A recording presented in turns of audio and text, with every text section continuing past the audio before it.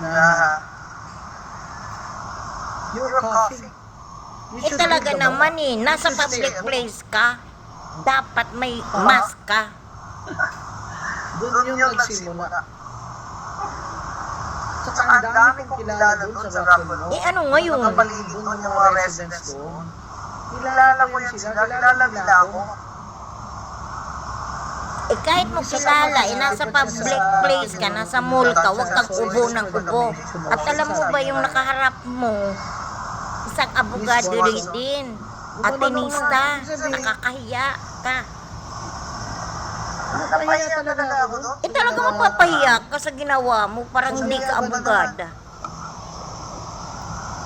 Don't you have money to buy a mask? Correct. Mura lang naman, ba't di ka bumili? Alam mo naman palang may ubo ka. Bawal pala sa kanya kahit umubo ka lang minsan. Hindi lang sa kanya, sa lahat.